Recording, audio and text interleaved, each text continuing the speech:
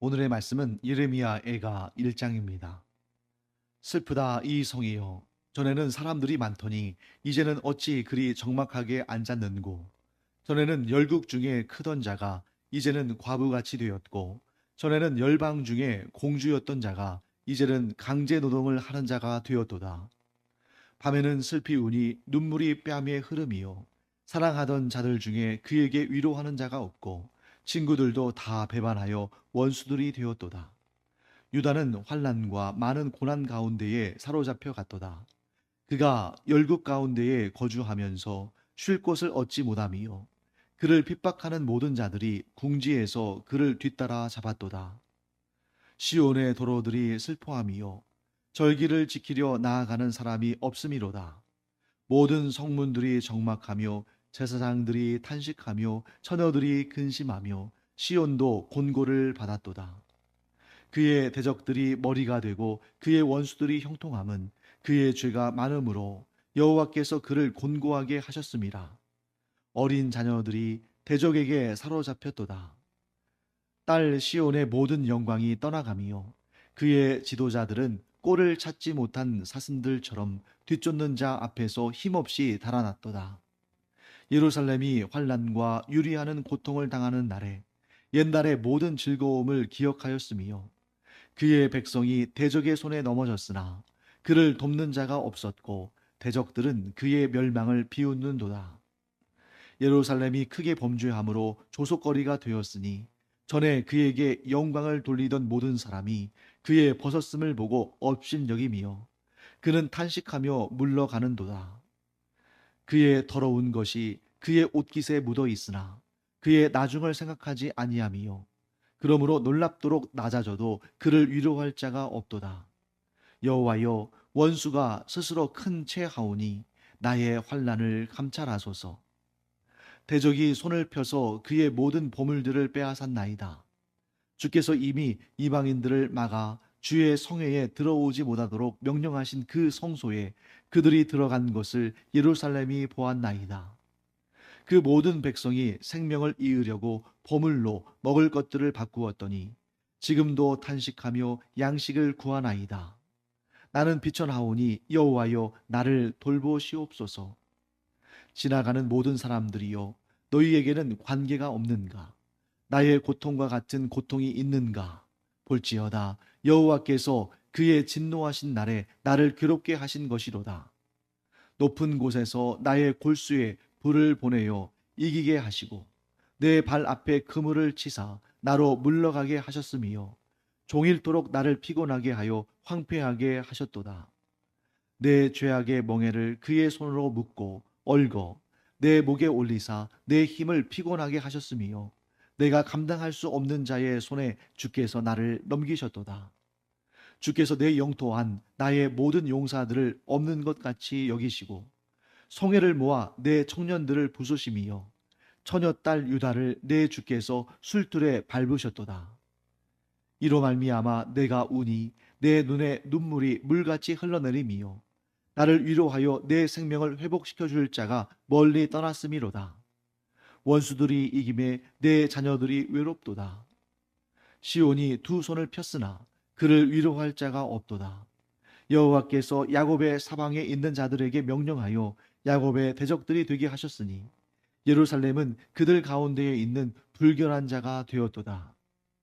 여호와는 의로우시도다. 그러나 내가 그의 명령을 거역하였도다. 너희 모든 백성들아 내 말을 듣고 내 고통을 볼지어다. 나의 처녀들과 나의 청년들이 사로잡혀 갔도다. 내가 내 사랑하는 자들을 불렀으나 그들은 나를 속였으며 나의 제사장들과 장로들은 그들의 목숨을 회복시킬 그들의 양식을 구하다가 성 가운데에서 기절하였도다. 여호와여 보시옵소서. 내가 환난을 당하여 나의 애를 다 태우고 나의 마음이 상하오니 나의 반역이 심히 크미니이다. 밖에서는 칼이 내 아들을 빼앗아 가고 집 안에서는 죽음 같은 것이 있나이다. 그들이 내가 탄식하는 것을 들었으나 나를 위로하는 자가 없으며 나의 모든 원수들은 내가 재난 당하는 것을 듣고 주께서 이렇게 행하신 것을 기뻐하나이다. 그러나 주께서 그 선포하신 날을 이르게 하셔서 그들이 나와 같이 되게 하소서. 그들의 모든 악을 주 앞에 가지고 오게 하시고 나의 모든 죄악들로 말미암아 내게 행하신 것 같이 그들에게 행하옵소서. 나의 탄식이 많고 나의 마음이 병들었나이다. 자, 여러분 이 시를 여러분들이 읽다 보면 때때로 어디부터 어디까지가 시인의 고백이고 또 어디부터 어디까지가 의인화된 것인가? 뭐 이런 것들이 좀 복잡할 수 있습니다. 예를 들면 1절 말씀에 이 예레미야 예가 1절 말씀 보시면 슬프다 이성이여 전에는 사람들이 많더니 이렇게 말할 때는 누가 화자가 되는 겁니까? 예레미야가 화자가 되는 거죠. 예레미야가 이 예루살렘 성이 이 바벨론에 의해서 멸망당하고 무너진 것을 보면서 슬프다 이성이여 이렇게 이제 고백하는 것입니다. 자, 그런데 18절 말씀 한번 볼까요? 18절에 가면 여호와는 의로우시도다. 그러나 내가 그의 명령을 거역하였도다. 여러분 예레미야 선지자가 여호와 하나님의 말씀을 거역했습니까? 아니죠. 예레미야가 여호와의 말씀을 거역하는 그 민족, 그 나라, 그 성 가운데 살면서도 여호와 하나님의 명령을 그대로 여호와의 그 말씀을 그대로 전했기 때문에 그가 핍박을 당하고 고난을 받지 않았습니까? 자, 그렇기 때문에 이 18절 같은 경우 18절부터 쭉 밑에 보시면 여기에 나오는 이 여호와 하나님께 어, 고통을 당하고 있는 또 징계를 당하고 있는 이 대상은 예레미야 자신이 아니라 예루살렘 성과 나아가 이스라엘 민족을 의인화한 것이다 하는 것을 우리가 깨닫게 됩니다. 만약에 이렇게 분석하지 못하고 분류하지 못한다면 예레미야가 이렇게 나쁜 사람이었고 죄악된 사람이었고 여호와 하나님의 명령을 거역해서 지금 회개를 하고 있는가? 이렇게 오해할 수 있잖아요. 지금 회개해야 할 대상은 예레미야가 아니라 물론 예레미야도 이스라엘 백성 중에 한 사람이니까 회개해야겠습니다만 지금 이 내용이 전반적으로 누구의 애가와 누구의 고통과 누구의 탄식인가 했을 때는 예레미야도 물론 포함되겠습니다만 보다 좀 넓은 차원에서 예루살렘 성, 나아가 남유다 왕국, 나아가 하나님과 언약을 맺고 언약을 깨뜨린 이스라엘 민족 이렇게 우리가 보면 되겠습니다. 자, 오늘 우리가 읽은 이 예레미야 애가 이 내용들은 그야말로 그 제목의 이름이 제목에 그 의미가 담겨 있죠. 자, 애가 하면 뭐겠어요? 슬픈 노래잖아요. 누가 부른? 예레미야가 부른 슬픈 노래. 이렇게 우리가 정리할 수가 있겠습니다. 자, 예레미야 애가는 예레미야서를 쓴 예레미야가 하나님의 택하신 백성인 이스라엘 민족과 하나님의 도성 예루살렘이 멸망한 것을 보면서 쓴 슬픈 시입니다. 그런데 오늘 여러분들이 이 시를 딱 보시면 자, 성경책을 여러분들이 가지고 계시면 한번 쭉 훑어보세요. 1장은 몇 절로 되어 있습니까? 22절. 2장은요? 동일하게 22절이죠. 그 다음에 3장은 몇 절로 되어 있습니까? 이번에 좀 다르네요. 66절. 4장은 다시 22절. 5장 다시 22절. 이렇게 되어 있죠. 자, 어떤 여러분들이 성경의 한 장을 보실 때 22장이라고 해서 다 그런 건 아닙니다. 그런데 22절로 되어 있다고 해서 다 이런 형식은 아닌데 예레미야 예가 같은 경우는 여러분 보시면 22, 22, 66, 22, 22 이렇게 되어 있다는 거예요. 물론 한 가운데 있는 3장이 66으로 되어 있지만 사실 우리가 조금만 더 센스를 발휘한다면 이 66도 사실은 어떤 수의 3배라는 걸 알 수 있습니까? 22의 3배라는 걸 알 수 있죠. 그래서 이런 형식을 가진 그러니까 뭐 예를 들면 뭐 열왕기서에 22절까지 있는 장이 있다. 혹은 창세기에 22절까지 있는 장이 있다. 이럴 때 그런 경우는 거의 아닙니다만 시편이나 잠언이나 여기 나오는 예레미야 예화와 같이 이렇게 시로 기록되어 있는 이러한 문학 장르 가운데 22절로 되어 있다면 이것은 대부분 거의 알파벳 시라고 보면 됩니다. 알파벳 시. 자, 알파벳. 뭘 의미합니까? 그 문자 체계를 말하는 거죠. 히브리어의 알파벳은 22개입니다. 22개. 그러니까 이 22개가 전부 자음입니다. 히브리어에는 모음이 없어요. 오늘날 히브리어는 오늘날 지금 이스라엘 사람들이 쓰는 히브리어 그리고 오늘날 학자들이 보는 이 히브리어 성경은 모음이 찍혀 있어요. 근데 이것은 후대에 가서 이 단어가 어떻게 발음하는지를 정확히 알려주기 위해서 모음을 찍은 것이고 원래 구약 성경에 기록되던 당시에는 모음이 없었습니다. 그 자음으로만 22개가 있어요. 히브리어 알파벳이. 그 히브리어 알파벳 22개일 때 어떻게 쓴 거겠습니까? 첫 자음부터 해서 마지막 22번째 문자에 이르기까지 하나씩 하나씩 그것으로 시작하는 거죠. 쉬운 예를 든다면 영어 같은 경우는 모음과 자음이 섞여 있죠. 뭐 그렇다 하더라도 예를 들면 1절은 A로 시작하고 A로 뭐 예를 들면 뭐 애플이라 할지 뭐 이런 A로 시작하는 단어로 시작하고 두 번째 절은 B로 시작하고 세 번째 절은 C로 시작하고 이렇게 각 문자의 그 각 문자가 그 구절의 첫 단어가 되는 거죠.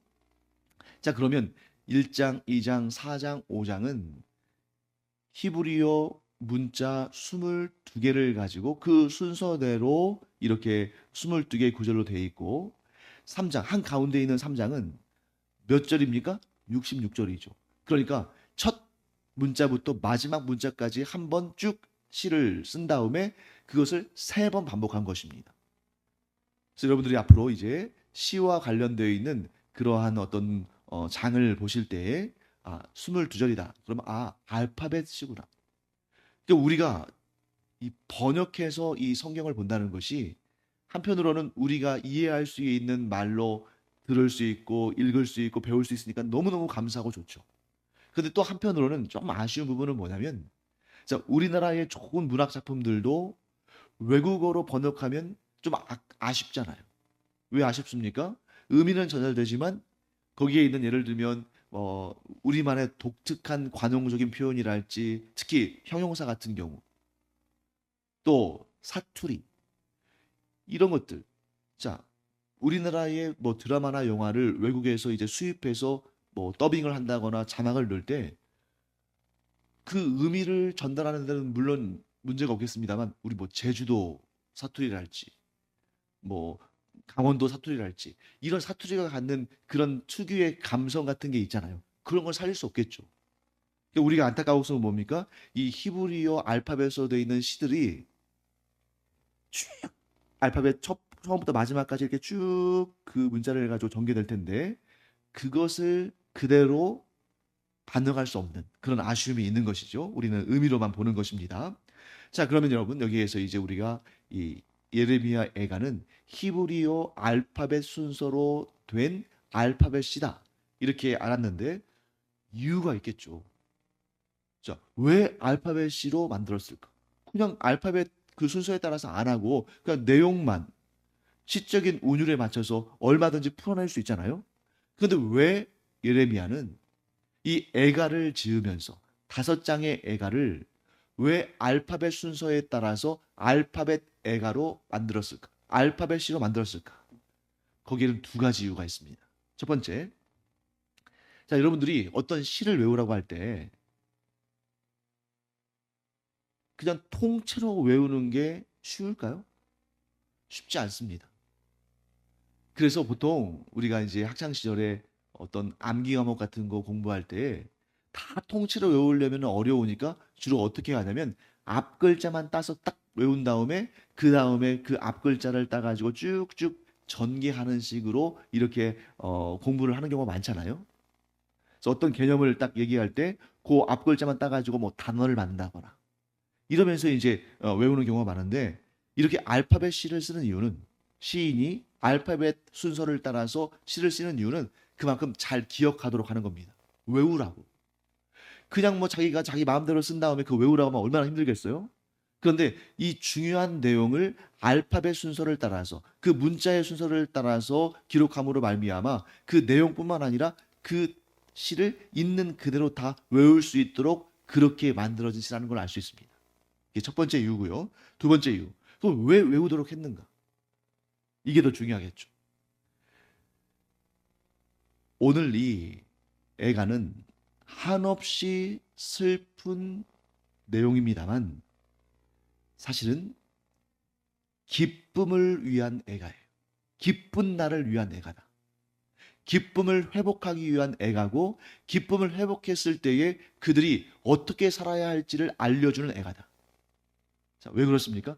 예레미야는 하나님께서 이 이스라엘을 멸망시키셨지만 이스라엘을 회복시켜 주실 것을 알았습니까? 몰랐습니까? 알았죠.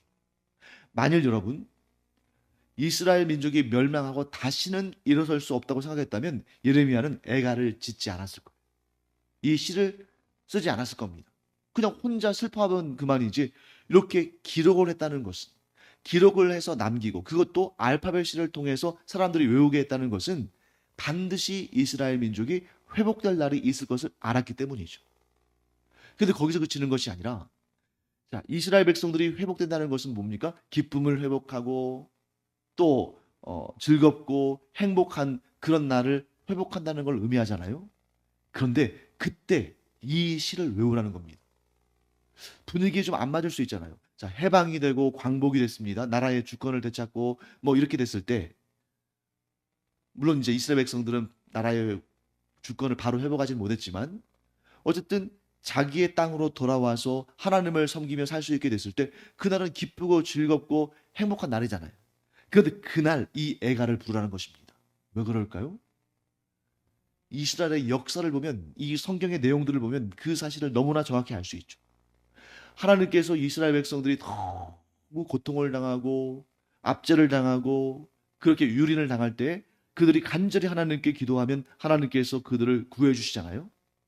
예를 들면 출애굽하게 하시고 사사시대 때에 그 수많은 정복을 당했습니다만 그때마다 하나님께서 그들이 하나님께 간절히 기도하면 사사들을 보내셔서 나라를 또한 구원하시고 그런 역사들을 우리가 볼 때 거기에서 끝났으면 좋겠는데 회복되고 끝났으면 좋겠는데 그렇게 기쁨과 감사와 행복의 노래를 부르다가 또다시 하나님을 떠나고 또다시 우상을 섬기고 또다시 범죄해서 또 고난을 당하잖아요. 그러니까 지금 예레미야는 이렇게 말하는 것입니다. 너희가 범죄해서 하나님께 징계를 받고 나라를 잃어버리고 이 고통을 당하는데 이것을 마음속에 새기고 이 알파벳 시를 통해서 우리가 잊지 말고 기억해서 하나님께서 우리를 회복시켜 주시는 그날 거기에 취해서 또 하나님 앞에 범죄하고 우상을 섬기는 그러한 죄악을 반복하지 말고 우리가 이 애가를 계속 기억하고 계속 부르고 계속 마음에 새겨서 다시는 그러한 범죄를 하지 말자. 다시는 이런 고통을 경험하지 말자. 이렇게 마음에 새기고 기쁜 날도 이 노래를 부르면서 다시는 그런 고통스러운 경험을 하지 말자. 이런 차원에서 이 시를 쓰는 겁니다. 자, 오늘날 역사를 공부하는 것과 비슷하죠. 역사를 공부하는 목적이 뭡니까? 단지 시험 보기 위해서 공부하는 건 아니잖아요. 물론 학생들은 그냥 코앞에 있는 시험 때문에 그 역사 공부하는 게 너무 싫겠지만 사실 역사는 반복되고 또 반복되잖아요. 똑같은 시간이 돌아오는 것은 아니지만 사람들이 똑같은 잘못, 똑같은 문제, 똑같은 죄를 저지르는 것을 우리가 얼마나 많이 봅니까? 그렇기 때문에 우리나라가 잘한 일, 또 영광스러운 일, 또 역사 가운데 정말 기억하고 싶은 즐거운 일, 이런 것만 공부할 것이 아니라 나라를 잃은 슬픔, 그리고 그 가운데 있었던 고난, 이런 것들을 계속 우리가 잊지 않고 기억해야만 그 다음 세대에 가서 그 똑같은 문제를 경험하지 않는다. 이게 바로 예레미야 애가가 들려주는 중요한 메시지입니다. 그래서 애가는 다른 말로 이렇게 표현할 수 있어요. 기쁨을 위한 노래. 기쁨을 위한 애가. 내용 자체는 너무나 슬픈 내용이지만 이것이 기쁨을 계속 유지하기 위한 그런 노래다 하는 것을 우리가 보게 됩니다. 굉장히 역설적이죠. 회복된 다음에도 그 기쁨과 감격을 계속 유지하려면 끝까지 겸비하고 슬펐던 날, 고난받았던 날에 그 하나님의 교훈을 잃어서는 안 된다 하는 것을 기억하기 바랍니다. 자, 하나님께서 어떤 일을 벌이셨는가? 자, 5절 말씀 볼까요? 그의 대적들이, 즉 이스라엘 민족의 대적들이 머리가 되고 그의 원수들이 형통하면. 자, 원수들이 어떻게 됐어요? 형통해요. 대적들은 뭐가 됐습니까? 머리가 됐어요. 자, 그게 이스라엘을 무너뜨린 머리가 되고 형통했던 바벨론, 그 이전에 아수르, 바벨론, 또 뭐 페르시아, 그리스, 로마 이런 나라들이 그렇게 머리가 되고 형통했던 것. 그래서 이스라엘 민족을 무너뜨리고 그들이 지배했던 그것이 그들이 잘나서가 아니라는 거예요. 그들이 뛰어나서가 아니라는 것입니다. 이스라엘이 그들에게 지배를 받은 이유는 그들이 뛰어나서가 아니라 그들이 아무리 뛰어난들 하나님보다 더 뛰어날 수 있겠습니까? 이스라엘은 하나님의 백성이잖아요. 무엇 때문이냐면 5절 말씀 중간에 보시면 이런 내용이 나오죠. 그의 죄가 많음으로 여호와께서 그를 곤고하게 하셨습니다. 자, 여기서 말하는 그의 죄 할 때 그는 누굽니까? 이스라엘이죠. 이스라엘. 그러니까 이 원수들이 머리가 되고 원수들이 형통한 것은 그들이 잘나고 그들이 강하고 그들이 하나님 앞에 칭찬받을 만한 자들이기 때문이 아니라 이스라엘 너희의 죄 때문이다.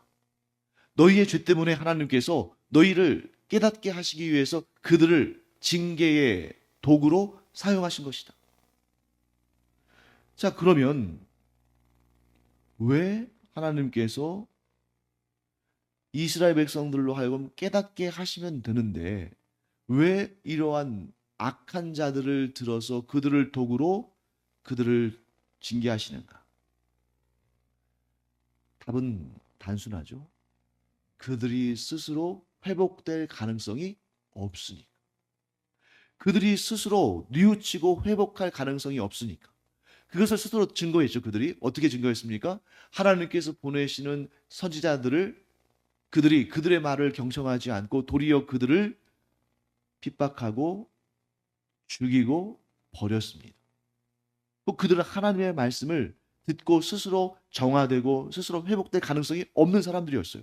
그러니까 하나님께서 그 악한 이방인들이지만 그들도 우상을 섬겼지만 그들을 도구로 사용하셔서 이스라엘을 징계하시고 하나님께서 그들을 무너뜨리신 것입니다. 왜 그러셨어요? 자식을 사랑하는 부모마다 그 자식을 징계하지 않는 부모가 없는 것처럼 이스라엘을 징계하심으로 그들이 스스로 회복될 가능성이 없으니까 이런 징계의 방식을 통해서 그들로 하여금 돌이키게 하신 것이죠. 실제로 이것이 제대로 역할을 했습니까? 작동했습니까? 못했습니까? 작동했죠. 그래서 이스라엘이 이 본국에서는 전혀 이루지 못했던 참된 회개와 회복이 어디에서요? 포로로 끌려간 그 땅에서 이루어진 거죠.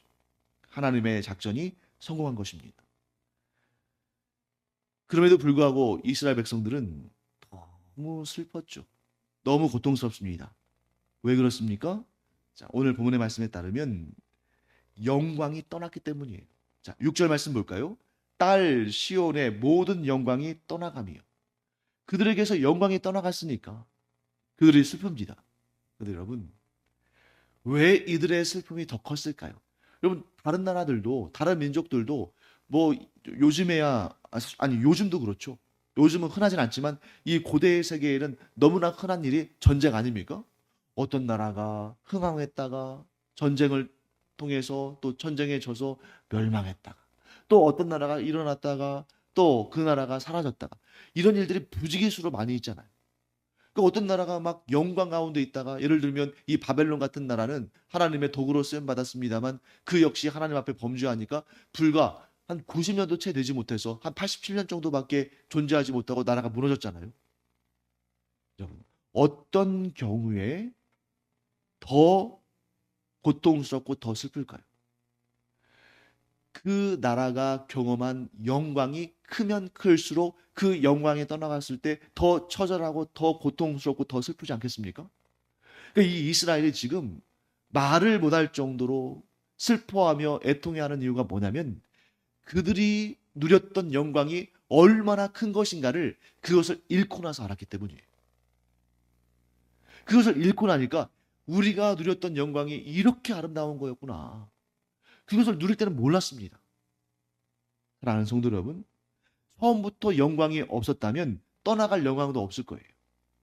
영광이 작았다면 그 영광을 잃었을 때의 슬픔도 작았을 겁니다. 근데 이스라엘에게 임한 영광은 너무나 위대하고 너무나 아름답고 너무나 복된 것이었습니다. 왜? 온 우주 만물을 창조하신 하나님과 언약 관계를 맺은 유일한 민족이었으니까. 사랑하는 성도 여러분, 안타까운 것 중에 가장 안타까운 것은 뭐냐면 그 찬란한 영광이 떠나고 나서야 그것이 얼마나 아름답고 복된 것이었는지를 뒤늦게 깨닫는 거예요. 그 영광이 나에게 있을 때 그 영광을 소중히 여기고 그것을 아끼고 그것을 지켜낸다면 이 영광이 떠날 일도 없었을 겁니다. 그렇기 때문에 우리 이렇게 정리하겠습니다. 지혜로운 자는 하나님을 경외하는 자이고 복 있는 자는 하나님께서 주신 아름다운 복들을 지키는 자들이다. 자, 지혜로운 자는 하나님을 경외해요. 그러니까 하나님께서 그에게 복을 주십니다. 근데 진정 복 있는 자는 그 복을 누리기만 하는 자가 아니라 그 복을 지켜내는 자다. 하나님께서 주신 것들이 얼마나 소중한 것인지를 알고 그것을 지키는 것만으로도 너무나 복된 자다. 그런데 오늘날 많은 그리스도인들이 하나님을 믿고 하나님과 언약 관계에 있고 하나님의 구원받은 백성인데 하나님께서 그 저마다에게 주신 그 딱 맞춰주신 줄로 재어주신 자로 재어주신 그 복들을 가지고 있으면서도 그게 소중한지 모르고 감사한지 몰라요. 그리고 자꾸 하나님께서 나에게 주신 복이 아니라 다른 사람에게 주신 것을 부러워하고 욕심내고 그것을 부정한 행위로 빼앗으려고 하고 그러다가 범죄해서 하나님께 버림받고 자신이 누리던 그 영광과 복마저도 다 빼앗기는 그런 안타까운 상황에 처한다는 것입니다. 여러분, 이 땅을 사는 동안 우리가 모든 것을 다 가질 수 있습니까? 불가능해요. 우리가 이 땅에서 우리가 원하고 바라는 것을 모든 것을 다 가질 수 있다면 이 땅이 세상이 아니라 천국이죠. 그렇기 때문에 여러분, 인생을 소중히 여기고 인생을 아끼고 인생을 사랑한다면 자기의 인생을 그렇게 소중하게 여긴다면 지금 하나님께서 내게 주신 것들 그것을 감사하고 기뻐하고 자족할 수 있어야 된다. 그렇게 하나님께서 주신 것들에 대해서 기뻐하고 감사하고 그 은사를 잘 활용하고 성실하게 충성을 다해서 활용하다 보면 하나님께서 작은 것에 충성한 자에게 작은 것에 감사한 자에게 큰 것도 맡겨주신다. 이 원리를 알아야 되는데 그거는 알지 못하고 그냥 욕심으로 가득 차서 내게 주신 것은 감사할 줄 모르고 그냥 다른 사람에게 있는 것들 그게 남의 떡이 커 보이니까 그것만 막 달라고 애쓰고 그것을 얻기 위해서 그냥 하나님 앞에 조르고 매달리고 하나님께서 아직 때가 아니다 라고 하셔도 그냥 하나님의 뜻을 이겨먹으려고 하는 그것은 평생 또 그런 자세로 살아가면 평생도록 행복과 감사는 경험할 수 없다. 사랑하는 성도 여러분, 지금 이 이스라엘이 왜 문제가 됐습니까? 우상 숭배 때문 아닙니까? 하나님께서 그들에게 모든 것 되시고 하나님께서 그들에게 가장 좋은 것 주시는 분이신데 하나님보다 우상을 더 사랑했어요. 왜요? 욕심이 가득했거든요. 하나님께서 주신 것들이 비록 소박해 보인다 할지라도 그것이 그들에게 생명을 주고 그것이 그들을 살아있게 하고 그것이 그들을 깨어있게 만드는 것인데 그런데 우상을 섬기는 자들이 누리는 것들을 보면서 그런 육체적인 쾌락과 향락을 부러워하면서 그것을 꿈꾸다가 결국 그들이 섬기는 우상을 겸하여 섬기고 결국 그것은 하나님을 버린 것이 되고 결국 매를 맞고 하나님이 주신 모든 영광을 잃어버리는 너무 안타까운 상황이 처해진 것입니다. 자, 그러면 우리가 이제 마지막으로 결론을 내리겠습니다. 오늘 본문의 결론이자 예레미야 예가의 전체의 결론. 하나님이 주신 아름다운 것들을 지키지 못해서 지금 우리가 슬픈 노래를 부르지만 나중에 분명히 하나님께서 회복시켜 주실 날이 올 텐데 그날 이르기까지 우리가 겸비하며 회개하고 그날을 기다리자. 그리고 그날이 이르면 우리가 다시는 그 행복을, 이 영광을, 이 기쁨을 잃어버리지 않도록 우리가 이 애가를 외우고 기억하고 지켜내면서 하나님께서 우리에게 주신 이 아름답고 복된 영광을 결코 다시는 잃어버리지 말자. 이 고백이, 이 에레미야의 외침이 우리 가운데 새겨져서 우리가 하나님께서 주신 아름다운 것들을 지켜내고 결코 방종하지 않고 결코 교만하지 않고 우상을 섬기지 않고 끝까지 하나님만 섬기고 하나님이 주신 아름다운 것들을 감사하며 기뻐하며 노래하며 이 행복을 끝까지 지켜내는 우리가 되기를 간절히 축원합니다. 기도하겠습니다. 하나님, 이르미야 애가를 통해서 저희가 또한 마음에 아주 중요한 깨달음을 얻습니다. 하나님이 주신 이 아름다운 것들을 저희들이 소중히 여기고 사랑하고 기뻐하며 끝까지 지켜냄으로 말미암아 저희들이 이스라엘 백성들이 경험했던 이 모든 영광을 빼앗기는 그런 안타까운 삶을 저희들이 살지 않고 끝까지 하나님만 섬기며 하나님이 주신 아름다운 복들을 지켜내는 저희들 되게 하여 주시옵소서. 감사드리며 예수님의 이름으로 축복하며 기도합니다. 아멘.